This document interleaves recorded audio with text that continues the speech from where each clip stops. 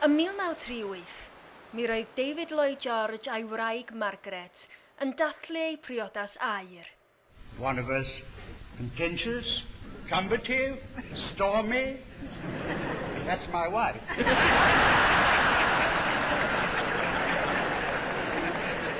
Achlysur hapus efallai, ond tu ôl i'r dathlu, mi roedd twyll. Marriage is the greatest and the oldest partnership in this world. Geiriau gwag, oherwydd mai Margaret oedd yn rhannu enw, mi roedd ei feistres, Francis Stevenson, yn rhannu gariad. Dyma stori dwy wraig Lloyd George.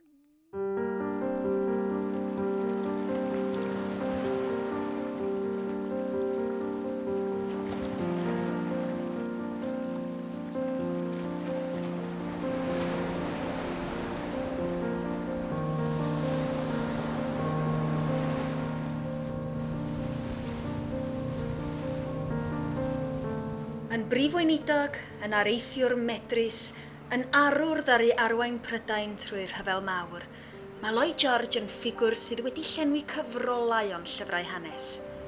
Ond mae wragedd yn parhau yn y cysgodion.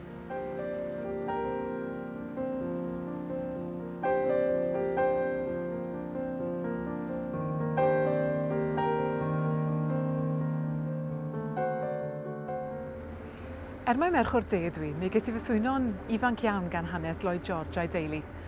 Dwi'n cofio mynd i lan y stumdwy yn ferch fach ac yn gweld y bedd. Ac yn gofyn i mi fy hunan ble roedd i'w wragedd e. Ro'n i eisiau gwybod mwy. Yn ei llythyron a'i dyddiaduron, yn ei geiriau ei hunain, mi ddesi o hyd i stori cyfareddol o gariad, aberth, brad a thwyll. Ond yn fwy na hynny. Stori dwy ferch arloesol a dylanwadol ddaru chwalu confensiynau'r oes. Mae'r stori yn dechrau yma ar Ynys Enlli.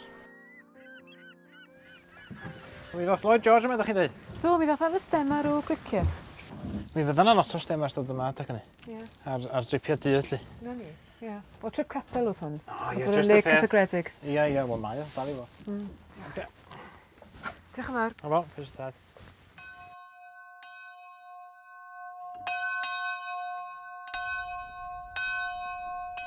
I Ynys Enlli daeth criw o bobl ifanc capeli criciaeth. Yr enwadau i gyd yn mwynhau trip gyda'i gilydd. Roedd hwn yn gyfle prin iddynt allu cymdeithasu, ac i Lloyd George, oedd ag enw drwg fel dipyn o flirt, gael gwneud llygad bach ar y merchaid.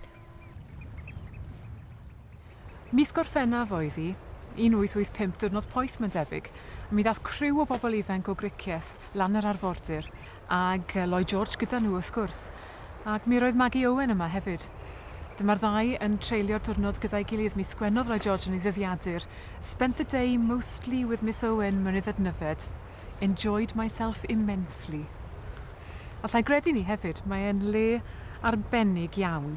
A allwch chi ddychmygu'r bobl ifanc yn dod wedi exeitio ac yn dod ac yn britau brechdanau gyda'i gilydd mewn grwpiau bach o gwmpas yr ynys. A'i llygad nhw'n cwrdd mewn ffordd arbennig iawn, mae'n amlwg. O hynny allan, roedd Lloyd George ar fryd ar ennill llaw Maggie. Roedd hi'n ferch ddeniadol oedd, ac roedd tipyn o gysadleuaeth ymysg y llanciau lleol am ei llaw, ond roedd gan y Lloyd George ifanc ddigon o brofiad o ferchaid felly. Roedd Maggie Owen yn wahanol, ac mi welodd o hynny'n syth. My new acquaintance has an entirely different influence. She firmly checks all my ribaldry or tendency thereto on my part. Roedd cryfder ei chymeriad yn gosod Margaret ar wahân i unrhyw ferch arall. A'r cadernid hwn fyddai'n graig i Lloyd George yn y dyfodol.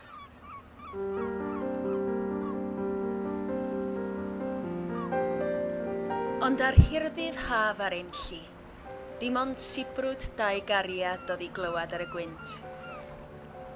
Doedd dim arwydd o'r moroedd tymheslog oedd i ddod.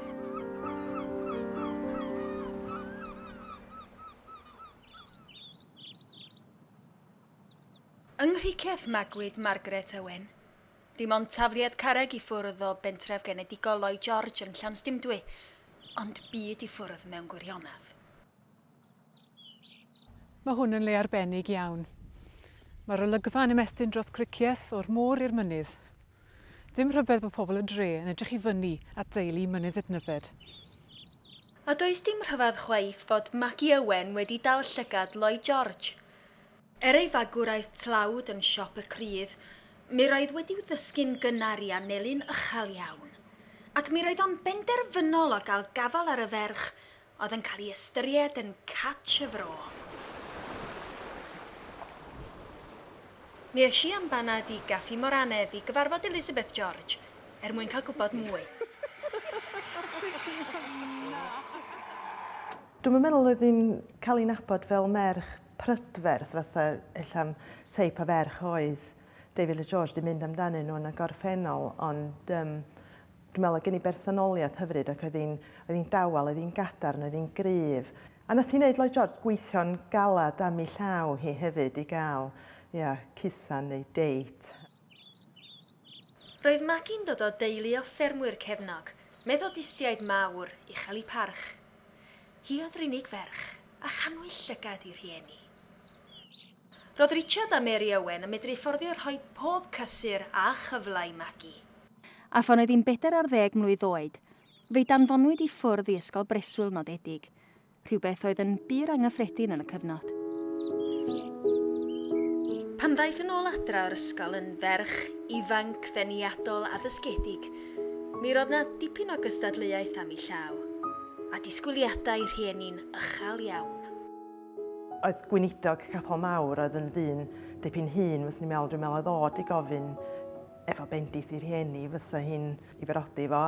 Wedyn mae'n amlwg na dyna y math o ddyn oedd I rhieni'n gobeithio. A felly'n wahanol iawn I Lloyd George felly? O ie, dwi'n meddwl oedd o, sam 2 waith am y peth, dwi'n meddwl oedd o just merched yn ffeindio fo'n irresistible, beth bynnag di'r gair Cymraeg yn irresistible, sori, dwi'n gwybod. Ond dwi'n meddwl oedd merched hefyd yn irresistible iddo fo. Fel cyfreithiwr ifanc a'i fryd ar yrfa wleidyddol, roedd Lloyd George yn sicr beth oedd ei eisiau mewn bywyd, a sut oedd o'n mynd I gyflawni hynny hefyd. A mi ddaeth Margaret yn rhan o'r cynllun. Ond nai y crydd, bedyddiwr, a rhywun oedd eisoes ag enw drwg iddo hun fel dipyn o ferchetwr. Lloyd George, bydda'r dyn olaf yn y byd, bydda Richard a Mary Owen eisiau fel gŵr i'w merch. Ond mi fysa 'na wrthwynebiad wedi bod reit o'r cychwyn mae hynny'n bendant, oherwydd bod nhw o enwadau gwahanol bedyddwyr a methodistiaid a gwybod am ei enw fo fel flirt ac I deulu Margaret bod David Lloyd George ddim digon da.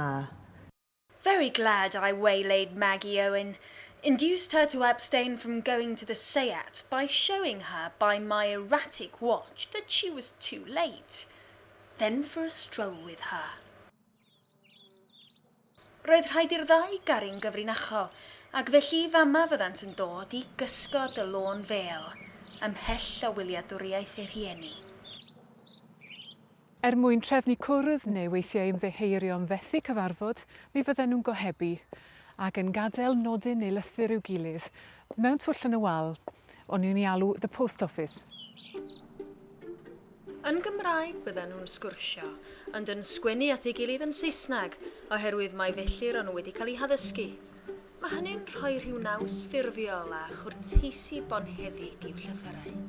My dearest Maggie, may I see you at 7 tomorrow? Drop me a note, will you? Dearest Lloyd George, I will be by the cemetery this evening at 7, without fail. Yours with love, Maggie.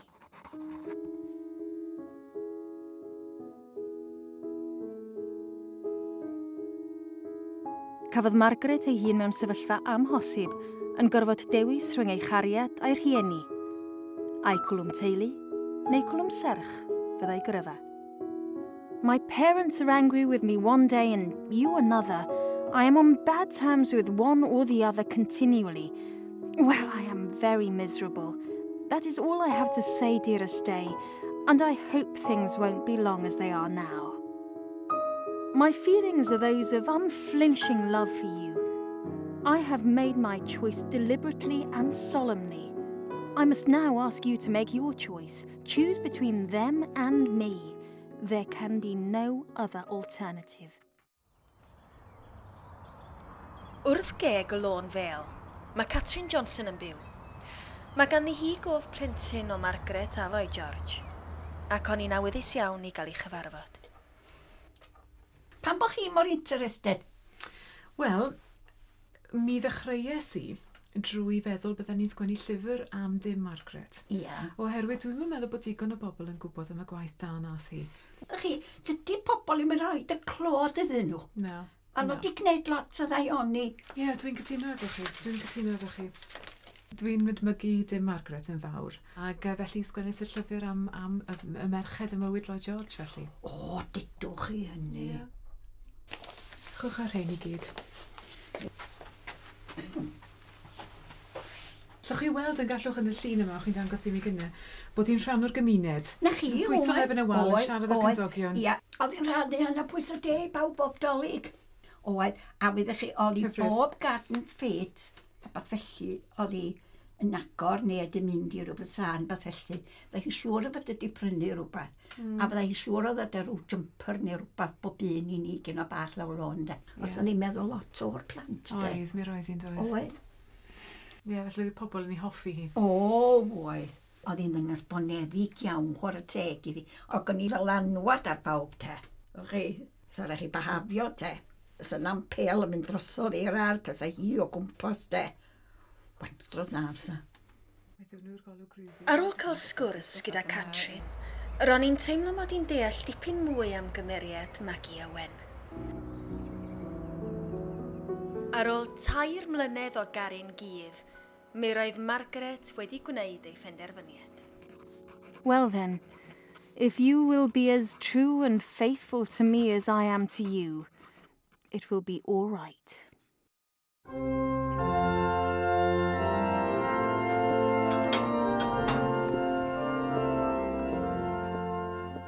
I fan hyn, i gapel Methodistiaid yn Pencau Newydd, dath Lloyd George ar fore i briodas e. Mi gerddodd e a'i ewyr Ffwnc Lloyd o'r stesion cyfagos rhyw 2 filltir. Mi oedd hi'n fore oer yn mis Ionawr. Dwi'n siŵr i fod e'n nerfus. Oedd na ddim dal bod Margaret yn mynd i ddod o gwbl. Ond mi ddaeth hi am 10:15 gyda'i thad mewn cerbyd. A priodwyd nhw yma yn y pwlpid gyda Uncle Lloyd yn gweinyddu o ran y bydyddwyr a'i gweinidog nhw gapel mawr wedi dod lan o'r Methodistiaid i gyd arwen y seremoni. Ac wedyn banta nhw ar ei mis Mel i Lundain, y weithred wedi wneud.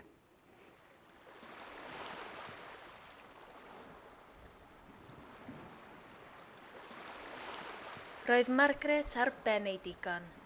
Gŵr ffyddlon, plant a chartref Cymreig wedi cyflawni ei breuddwydion oll.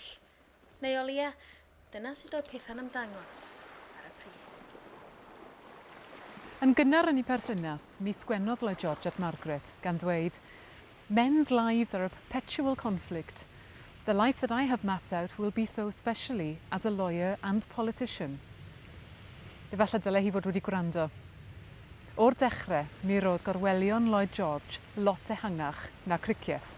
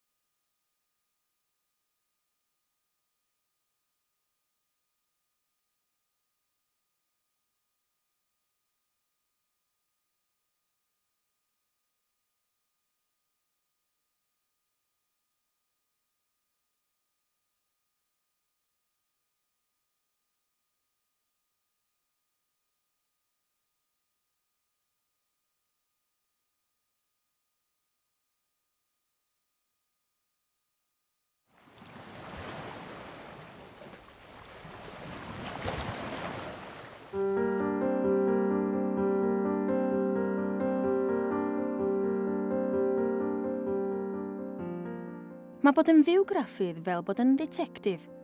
Rhaid i chi chwilio'n hir am y cliwiau bach sy'n dod â'r cymeriadau'n fyw. Yma ddoes i, i archif llawysgrifau'r Llyfrgell Genedlaethol i geisio dod o hyd i'r gwir tu ôl i'r hanes swyddogol. Stori hynod dwy wraig y dewin, Margaret a Francis Lloyd George.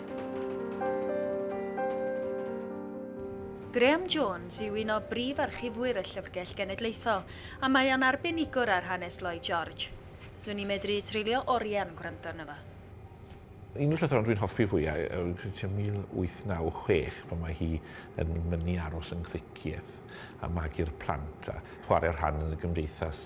Mae'n troi arni yn y diwedd a mae'n dweud wrthi, damn that infernal Methodism, which is the curse of your nature, and reflect whether you've not rather neglected your husband. Many times I have gone without breakfast. Scores of times I have come home to a dark, cold and comfortless flat without a soul to greet me. Fantastic. Dwi'n cofio dod i Lundain i fyw fel gwas sifil ifanc, braidd yn nyrfys a'r ddinas i weld yn fawr ac yn ddiarth i mi. Ond pan ddaeth Lloyd George yma am y tro cynta, fel aelod seneddol dros bwrdeistref Caernarfon, mi roedd yn gwireddu breuddwyd oes. Ac fe gymrodd at ei fywyd newydd yn San Steffan, fel pe bai wedi ei eni mewn palas.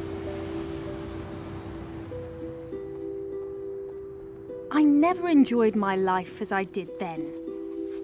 I felt perfectly happy. Yn Llundain, darganfu Lloyd George bod yr rheola'n wahanol i ddynion amlwg fel fo. Roedd Lloyd George yn ferchetwr wrth reddf, yn ferchetwr naturiol. Oedd e'n hoff iawn o gwmni merched yn ei fywyd. Hoff iawn o gwmni nifer fawr o ferched gwahanol. Oedd e'n hoff iawn o gyfathra chriwiol, y weid y gwir hefyd, dim jyst gwmni merched.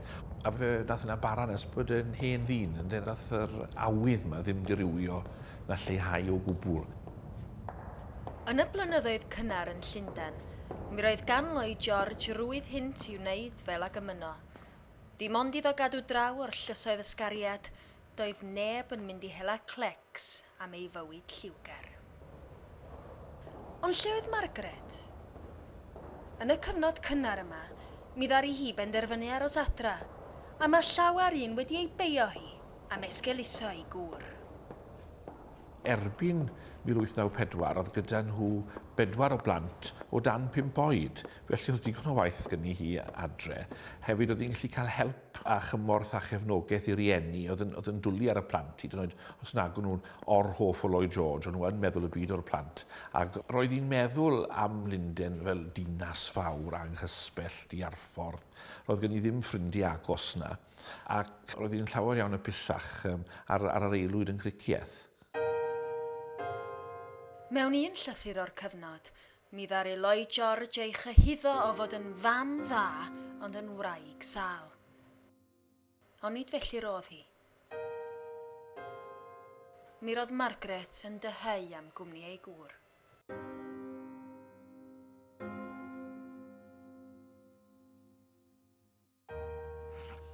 I am longing dreadfully after you today.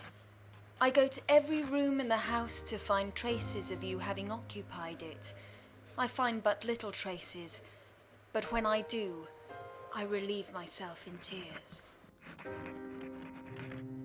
Ond wedyn digwyddodd rhywbeth I newid y sefyllfa. This business, I tell you, comes between you and me more so than you imagine. It pains me to the quick, and I am very unhappy. Roedd Margaret wedi dechrau ymabo ganddi gystadleuaeth. If you must go on as at present, I don't know where it will end. Your own loving Maggie.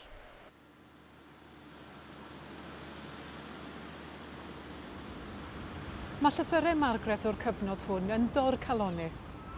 Mi blediodd ar ei gŵr, I gofio ei hun a'i enw da a'i yrfa ac I beidio achosi sgandal fydde'n chwythu'r cyfan. Ac eto, naeth I ddim bygwth I adael e. Doedd e ddim yng nghymeriad Margaret, na'i magwraeth ei chwaith, I chwalu'r briodas. Roedd hi wedi i briodi hyd angau. Mae'n siŵr i fod e'n deall hynny hefyd. Doedd dim amdani, ond gosod y tŷ yng Nghricieth, pacio ei bagiau a symud y teulu i Lundain.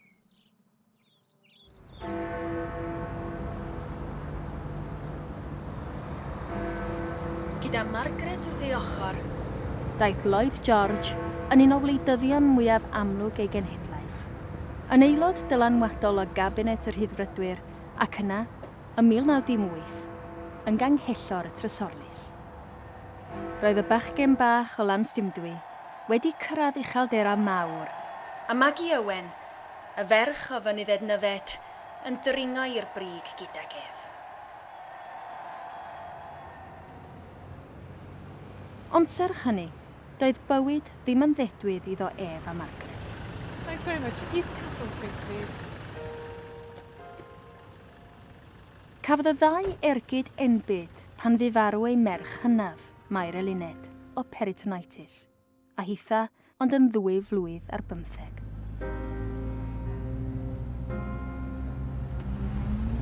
Roedd marwolaeth sydyn Mair yn ergyd enbyd i Margaret a Lloyd George. Mi wnaeth Margaret yn dopi chydig bach yn well, roedd ganddi hi i chrefydd i helpu ddi dderbyn yr hyn oedd wedi digwydd. Ond Lloyd George, roedd e wedi colli cannwyll i lyged e.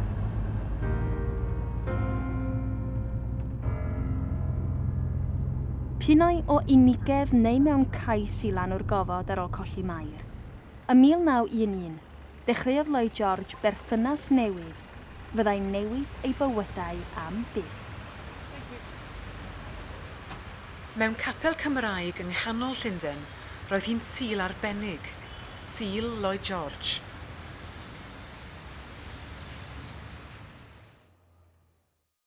Mae'n dawel yma heddi allai glywed y traffig tu allan o Oxford Street, ond ar y sul hwnnw oedd y lle dan i sang, sul ola mis Mehefin, 1911, a'r lle yn llawn o aelodau'r capel o Gymru Llundain.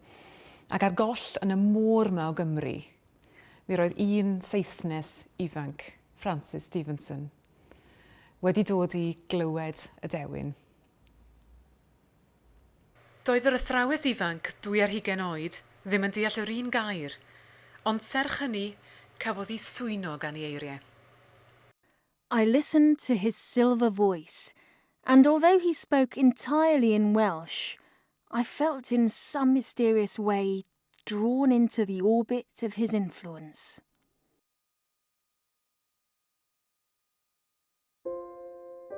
Digwydd bod ar y pryd, roedd Margaret yn edrych am rhywun i roi gwersi preifat i'w merch fenga Megan. Roedd Francis wedi bod i'r un ysgol am Mair Eluned, ac oherwydd y cysylltiad yna, fe gwahoddwyd i gyfweliad gyda Lloyd George yn 11 Street Downing. Dyma'r tro cyntaf i'r ddau gyfarfod wynab yn wynab.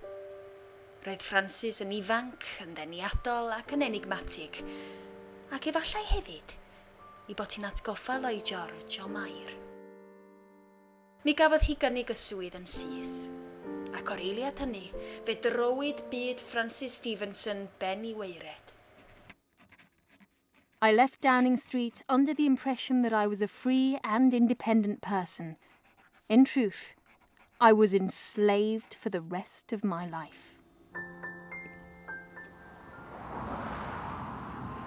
Yr haf hwnnw, aeth Francis gyda'r teulu gricieth dros y gwyliau, ac yno, dan drwyn Margaret, dechreuodd atynfa gref rhyngddi hi a Lloyd George. Atyniad oedd i bara am weddill ei oes, a gweddill ei briodas. Fel ysgrifennodd A.J. Sylvester a diddyddiadur, the world has paid tribute to Lloyd George and Dame Margaret on their golden wedding day. What would it say if only it knew? For the greater part of every year, he lives with another woman. Roedd Francis yn wahanol iawn i Margaret.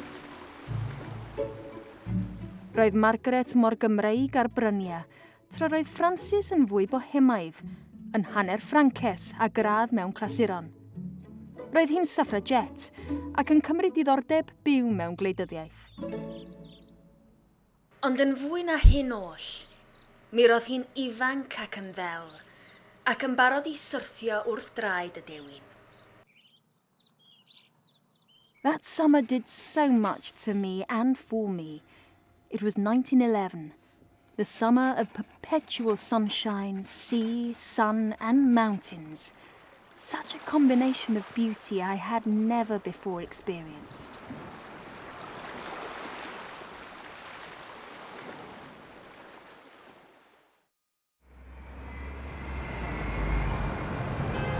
Ar ôl dychwelyd i Lundain, penderfynodd Lloyd George bod yn rhaid iddo gael Francis yn rhan o'i fywyd. Ond sut? Allai gwleidydd priod dim treulio amser gyda merch sengl heb achosi sgandal. Felly cynigodd swydd iddi fel ysgrifenyddes yn y trysorlus. Os derbyniau, hi fyddai'r ferch gyntaf erioed i weithio i weinidog cabinet. Mewn oes pan nad oedd merched yn cael pleidleisio hyd yn oed, roedd yn gyfle i Francis dorri cwys newydd a chreu hanes. Dyma ddechrau gyrfa eithriadol Francis Stevenson. Gyrfa a'i gwelodd hi'n dringo i fod yn fenyw mwyaf dylanwadol Whitehall.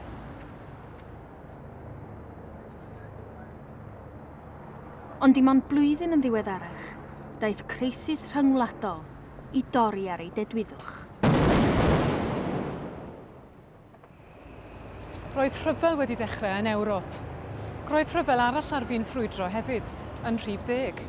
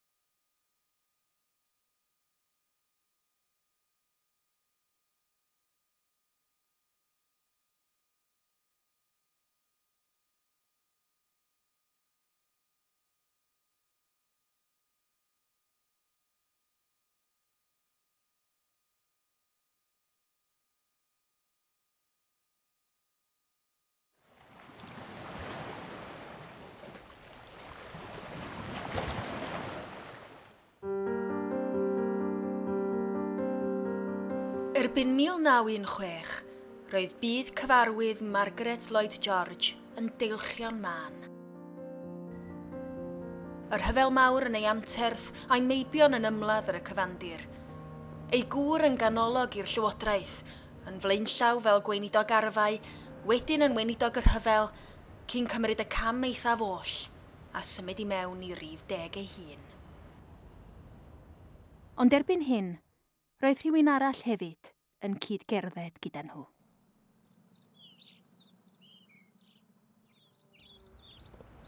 Trwy gat yr ardd dath Margaret i mewn i Rhif 10, mi roedd hi'n fenyw ddiymhongar iawn, a dod yma i lunio cartre iddi hi a'i gŵr yn llygad y storom.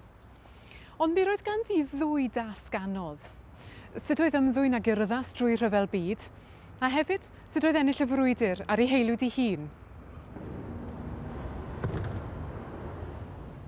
Am y tro cynta, mi roedd Margaret a Francis gyda'i gilydd dan yr un to. Ar hyd y coridorau hanesyddol yma, mi fyddai'r ddwy yn mynd a dod, yn cyflenwi ei gwahanol ddyletswyddau. Trwy gydol y 6 mlynedd bu Lloyd George yn brif weinidog, mi roedd Margaret a'i deulu yn byw yn ystafelloedd ar y lloriau uchaf, tra roedd Francis yn gweithio oriau maith yn ei swyddfa ar y llawr gwaelod, yn aml yr ystafell gabinet ei hun. Ar ddwy mor agos, mi roedd y sefyllfa'n siŵr o fod yn anodd iawn ar adegau. Yn ffodus roedd gan Francis ei gwaith i gymryd ei meddwl oddi ar Margaret. Hi oedd y ferch gyntaf i fod yn ysgrifennydd preifat i'r prif weinidog, ac wrth helpu Lloyd George yn ddyddiol yn ei waith, fe ddaeth hi'n rhan allweddol o'i staff ac yn ddylanwadol tu hwnt. Dibynnau Lloyd George arni'n emosiynol ac yn broffesiynol, gyda Francis yn gweithio am ddiflino i'w gynnal ym mhob ffordd. I have been loving you so tremendously, my darling, so very completely and tenderly. You really can depend on me to love and cherish you till death do us part. You are my husband and my little child, and you will never cease to be.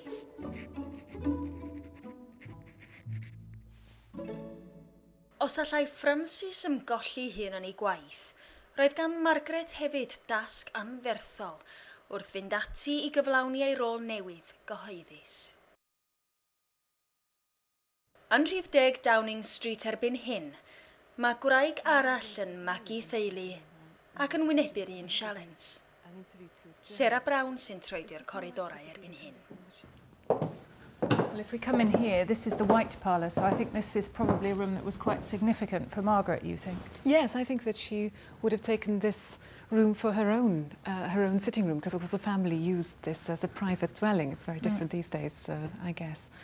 But, you know, this is the room where she would have entertained her friends and maybe taken an odd break from official duties. Well, it's still used now for lots of meetings, but it tends to be the more informal ones and has a much, you know, less formal setup than some of the other rooms here.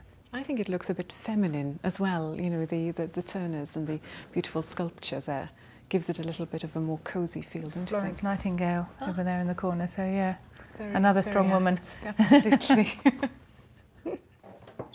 Yn yr 11th ganrif ar 20, mae Sarah Brown yn dilyn esiampl Margaret Lloyd George yn ei ffordd ei hun. Yn 2008, mi ddari hi ymgyrchu mewn is-etholiad yng Nghalondir ei gŵr. Yr unig wraig i brif weinidog i wneud hynny ers ymgyrch Margaret Lloyd George yn is-etholiad Ceredigion bron i 90 mlynedd yn gynharach. If we come up here, just one more, and then I think you'll find him. Oh, there he is, yes. Ar awr dyngedfennol i lywodraeth ei gŵr, ei ymgyrchu dewr a diflino hi enillodd y dydd, gan gadw Lloyd George mewn grym. Yeah, taking his place with Asquith. Above Asquith, I think he would have liked that. Yn ystod y blynyddoedd o dan dŵr rhif 10, daeth Margaret Lloyd George yn ffigwr cyhoeddus poblogaidd, yn ein parch y genedl gyfan gyda'i gwaith, caled a'i hymroddiad. So if we come across here, this is the small dining room, which I know is of particular interest to you. Ah, yes. Well, this is where Margaret used to run her charity, the Welsh Troops Fund, of course. She got a network of women all across Wales to send her parcels of, I don't know, chocolates and small comforts for the troops. And she used to line up the boxes in the small dining room. So here, with the oak panels, she'd repack them and send them off to the front. And what was funny was that Lloyd George was like a little kid with parcels. He couldn't resist opening them. So when he'd come through here, I guess he would pick open a parcel and say, ooh, socks or something, you know, disrupting everything. Yn arian heddiw, fe gododd Margaret dros 10 miliwn o bunnau at yr achos. A thrwy gydol ei hamser yma, fe aeth hi ymhell tu hwnt i ddyletswyddo traddodiadol gwraig prif weinidog, gan osod esiampl i'r rhai fyddai'n ei dilyn.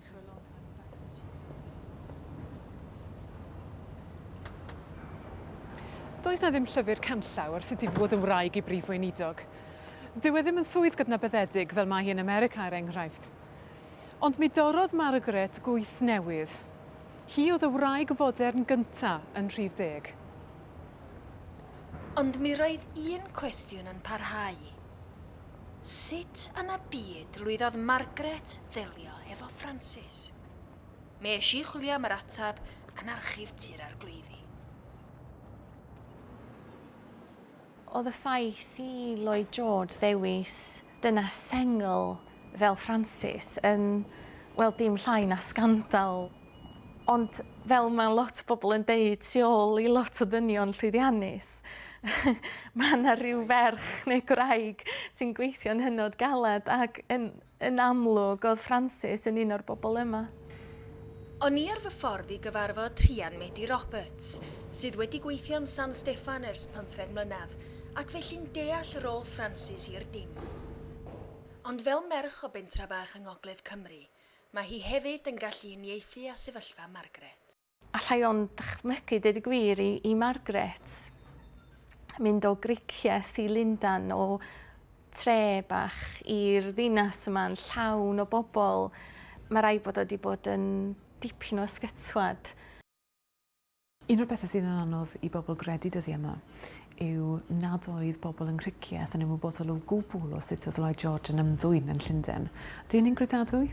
Dwi ddim yn gwybod o ran barn bersonol, swn i'n deud, ella bod gen I hi amheuon cry iawn ac o bosib yn gwybod ac ella ymhen amser wedi dod I dderbyn I gŵr fel oedd o ac yn cario fel oedd o. Mae rhai haneswyr yn credu bod Margaret yn gwybod y cyfan cyn bellad yn ôl am 1915. Ond doedd hi ddim yn natur Margaret I anwybyddu'r merchaid eraill y mywyd ei gŵr. Wedi'r cyfan dyna'r rheswm symudodd hi Lundan I roi stop ar ei fercheta. Roedd Margaret hefyd yn fenyw balch a moesol iawn, os oedd hi'n amau o gwbl. Dwi'n siŵr ei bod yn tybio ma ffansi'r foment yn unig oedd Francis. Ond wrth gwrs, mi roedd hi'n llawer mwy na hynny. Oedd Lloyd George yn risgio pob dim, swn i'n deud, yn mynd am dynas fel Francis.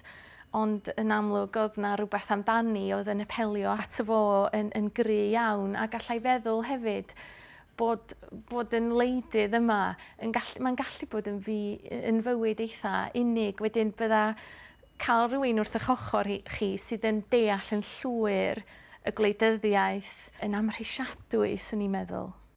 Ond gweithio reality'r sefyllfa, mi roedd Lloyd George yn feistr ar berswadio Margaret nad oedd ganddi hi ddim I boeni amdano. You talk as if my affection for you came and went. No more than the sea does because the tide ebbs and flows. There is just as much water in it. You say I have my weakness. So has anyone who ever lived. And the greater the man, the greater the weakness. Believe me, Hengariad, I am at bottom as fond of you as ever. Gwybod a'i peidio, doedd dim rhaid I Margaret ofni ysgariad. Roedd ei gyrfa ac uchelgais ei gŵr wedi sicrhau fod ef hefyd wedi priodi am oes. Ond roedd llawer mwy yn afantol I Francis. Roedd hi eisoes wedi aberthu'n helaeth mwyn cadw'r berthynas yn gyfrinachol. I ferch barchus Edwardaidd, doedd rhoi'r gorau i'r delfryd o briodi ddim yn hawdd a deud y lleia, ac roedd Francis wedi gwrthod sawl cynnig priodas ffafriol mwyn bod gyda Lloyd George. Oedd Francis wrth cychwyn perthynas fel hyn, oedd hi'n yn gwybod pen draw y peth nag oedd. Wrth cael perthynas efo Lloyd George, oedd gen Francis ddim sicrwydd prodas, na dim felly oedd ddim yn gwybod sa'n cael ei gollwng. Mi fydda llawer ella'n deud bod ti wedi bod yn ffwl yn neud hynny, a hefyd wrth gwrs sa'n cael ei teintio gan y peth. Mae peryg hynny sa'r stori yn dod allan. They think I am his plaything, and that he will fling me aside when he is finished with me. Or else they think that there will be a scandal, and that we shall all be disgraced. Daeth gwir bregusrwydd ei sefyllfa'n fyw I Francis ym 1915, pan ddeallodd ei bod yn feichiog. I ferch barchus Edwardaidd, doedd ond un opsiwn.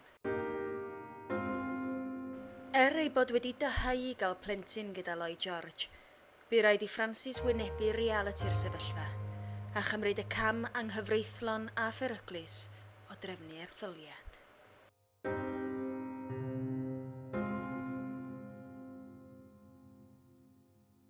The idea of our love child will have to go for the time being.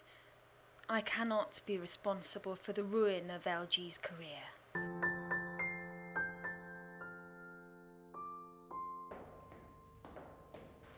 Mor fawr ei cholled, roedd Francis yn parhau mewn cariad mawr ag LG, ac yn barod i'w gredu pan ddywedodd wrthi mai hi a hi'n unig oedd berchen ei galon. Fel Margaret, mi roedd Francis hefyd yn gorfod byw bywyd yn llawn celwydd a thwyll.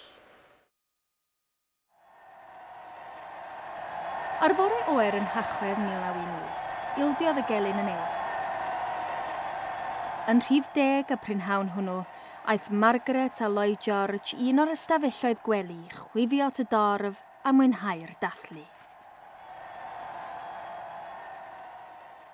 Y bore canlynol, roedd pecyn bach ar garreg y drws yn cynnwys breichled, ddiamond a saffir, gyda nodyn syml. To the wife of the man who won the war. O 1920 ymlaen, fe fyddai'r ferch o Fynydd Nyfed yn cael ei hadnabod fel Dame Margaret. Cydnabyddiaeth lawn iddi am ei gwaith da yn ystod yr rhyfel. Ond ni roddwyd yr un parch i'w feistres. Cafodd Francis ddim ymuno yn y dathlu. Adre ar ei phen ei hun, teimlai'n fflat ac yn ddiflas. Roedd bwrlwm o straen y rhyfel drosodd. Roedd ei chariad yn arwr rhyngwladol, a hithau wedi chwarae rhan fawr yn ei fuddugoliaeth. Ond beth fydda'r dyfodol iddi hi tybed?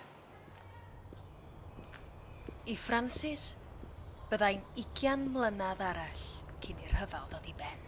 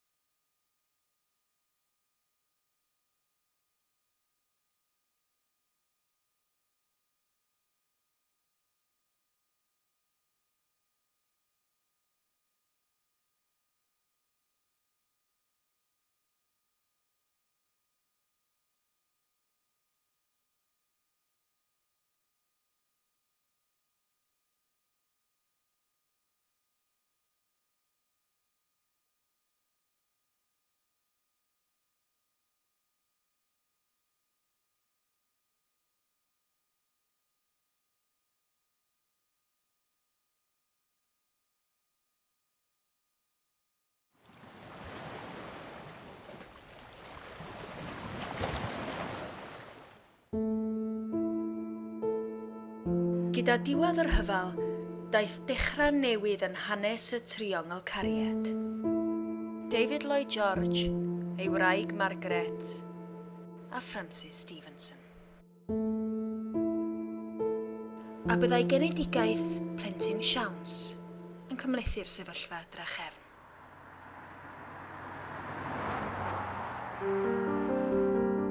Ar ddiwedd ei gyfnod fel prif weinidog, mi aeth ei wraig Margaret adra i Lŷn, tra'r aeth ynta i'r cyfeiriad arall i Chart yn Surrey mwyn bod yn agos at San Steffan. Ond be am Francis? Mi gafodd hi gynnig swydd barhaol yn y gwasanaeth sifil, anrhydedd o'r mwyaf, a phraf ei bod bellach yn meri dal ei thir yn erbyn dynion mwyaf dylanwadol yr oes. Ond gwrthod y swydd wnaeth hi. Os oedd Lloyd George yn mynd i fynd i'r gwyll gwleidyddol, roedd Francis yn mynd i fynd gydag e.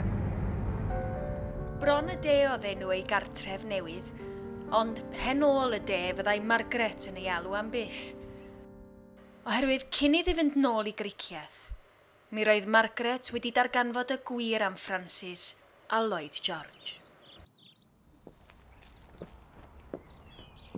Wnaeth Margaret fydd sgwennu cofeb nad yddiadur i ni gael deall ei themladau hi wrth iddi droi am adre. Rhyddhad efallai, roedd hi nawr yn rhydd i fyw fel ymynau.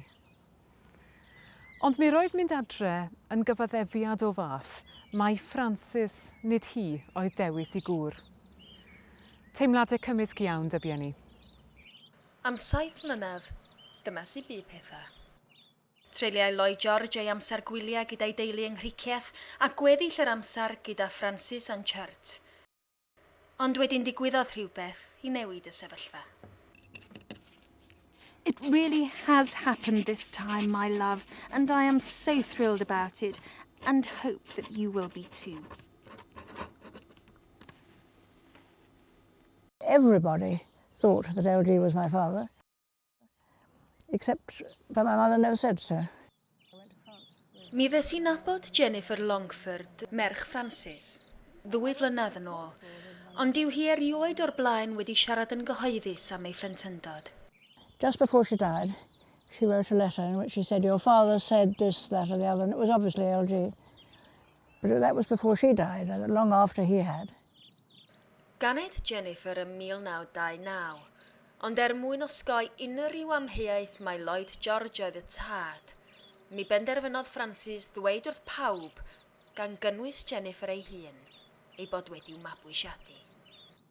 I knew that she was my mother from a fairly early stage, but I never really trusted her because I knew that quite a lot of what she said must be lies. I mean, if one day you have got 2 missionaries who are your parents in China, and a couple of years later is somebody quite different, you do know that there's something a bit wrong.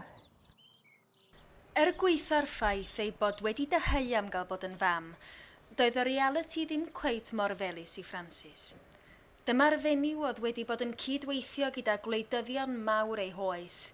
Mi roedd hi wedi teithio'r byd wrth ochr Lloyd George ac wedi bod yn llygaid dyst i'r cytundeb heddwch mawr yn Versailles. Doedd bod ynghlwm wrth blentyn ddim hanner mor apelgar. I could fit in when necessary, occasionally, but she didn't have to bother about me. And it was odd, an odd relationship. Rhoddwyd Jennifer dan ofal nani mewn bwthyn yn y pentra. Yma oedd ei chartra, ond byddai'n cael mynd i bron y de am ran o bob dydd. I saw my mother sometime during the morning, but then I went out with LG on the farm, and he took me to various places on the farm and taught me all sorts of things, like how you tell that a cherry tree is dead or is going to blossom. And then LG had a rest. He had to sleep in the afternoon, and my mother took me home. But she didn't go in. No, she by that time had turned round and gone back to Bonneday. Tra roedd Jennifer yn tyfu fyny, mi roedd Margaret yn cadw ei hun yn brysur yng Nghriciaeth. Parhaodd gyda'r gwaith gyhoeddus ddaru hi gychwyn yn Rhif 10, gan ddod yn gadeirydd y cyngor lleol, ac yr ynad heddwch benywaidd cyntaf yng Nghymru. Ond ar yr achlyssuron prin rheini pan ddeiau Margaret i ymweld â bron y de, doedd fyw i Jennifer ddod ar gyfyl y lle. Fe fyddai'n rhaid i Francis gydnabod ei lle fel ail wraig answyddogol a gadael y tŷ. Ond tu ôl i'w dagra, mi roedd Francis yn celu cyfrinach. Ers 5 mlynedd, roedd hi'n cael affair gyda dyn o'r enw Colonel Thomas Tweed. A mae siawns cry iawn, mae ef oedd tad Jennifer. Doedd Lloyd George yn ama dim o hyn ar y pryd, ond ym 1932, daeth Margaret i glywed am y berthynas. Galwodd Margaret y teulu gyd at ei gilydd a mynd i weld Lloyd George. A dyna'r eironi pennaf, ac efallai'r dial gorau hefyd, wrth i Lloyd George glywed am anfyddlondeb I feistres, gan I wraig. Do pethau fyth rhy fath ar ôl hynny. Who do you think your father is? As I grew up, it mattered less and less, and it now doesn't matter at all. It's because he treated me as a father, and Colonel Tweed didn't. He loved you, Jennifer. Yes, he did. And I loved him. My mother, I knew, couldn't tell the truth. And also, she loved LG more. Mewn cyfweliad teledu blynyddoedd yn ddiweddarach, gofynnwyd cwestiwn annisgwyl I Francis. A wnaeth hi erioed ddyfaru na chafodd hi blentyn? Ni allai Francis ddweud y gwir o hyd. Roedd y cyfrinachau yn ei bywyd wedi treiddio'n rhy ddofn. Gan wybod bod Jennifer ei merch yn gwylio'r cyfweliad, atebodd ei mam, Lloyd George was my child. Marriage is the greatest and the oldest partnership in this world. It's the best and the truest friendship in this world. Ym 1938, roedd Margaret a David Lloyd George yn dathlu eu partneriaeth oes. Oedd gweitha popeth wedi goroesi. A beth am Francis? Ar yr un pryd roedd Hithan dathlu ei phriodas arian, 5 mlynedd ar hugian wrth ochr Lloyd George, ond eto I gyd heb fod yn wraig gyfreithiol gydnabyddedig iddo. Mi roedd Margaret a Lloyd George wedi addo byddent yn briod hyd angau, a dyna fi.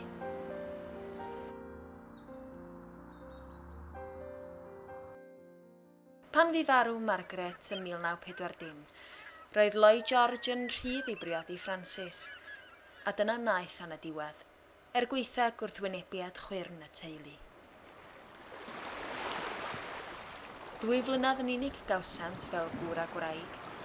Mi roedd Lloyd George yn hen ddyn erbyn hynny, a Francis yn fwy o nyrs nag o wraig.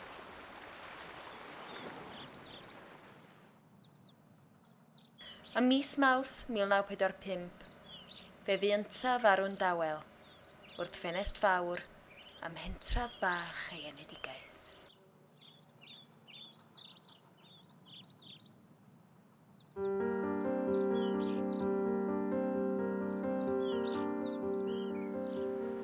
Pan ddes I lan stimdwy yn blentyn bach, dwi wedi pendroni'n hir ynghylch bedd Lloyd George wrth lan yr afon Dwyfor. A pham fod ei wragedd wedi'w claddu ar wahân mewn mannau eraill.